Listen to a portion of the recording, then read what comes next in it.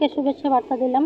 আমরা আজ পুরো চোপড়াবাসী, চোপড়া বিধানসভার মধ্যে 10টি গ্রাম পঞ্চায়েত, আমরা সকলেই খুব খুশি যে আমাদের এমএলএ সাহেব আজকে নতুন পদ পেয়েছে, জেলার চেয়ারপারসন হয়েছে। আমরা সকলেই খুব খুশি, খুব আনন্দিত, খুব খুশি।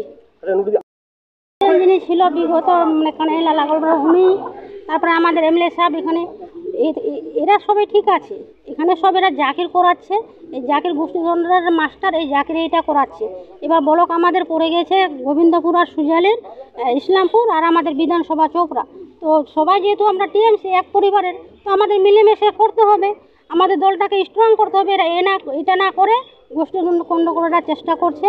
আজকে আমি এখানটায় বিধায়কের বাড়িতে আসছি, শুনছি আমার বাড়ির আশেপাশে কয়েকজন জাকিরের, সাক্তারের, কামালের গুন্ডা বাহিনী আমার বাড়ির পিছন দিয়ে হামলা টামলা করছে। আমি প্রশাসনকে জানিয়ে দিলাম, এখন আমি এসপিকেও জানাবো আর এমএলএ সাহেবকেও জানাই দিয়েছি অলরেডি।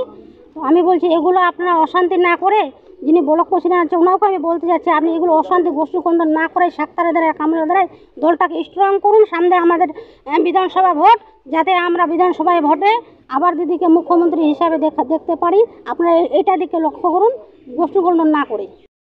দায়িত্ব পেয়েছে গতকাল, আপনাদের সমস্যা কতটা সমাধান হবে? অবশ্যই সমাধান হবে, আমাদের চোপড়ার বিধায়ক অবশ্যই সমাধান করে দিবে। সেটা আমাদের কানাইলা লাগলবা আছে, ওনাকে নিয়ে বসে সেটা অবশ্যই সমাধান করে দিবে।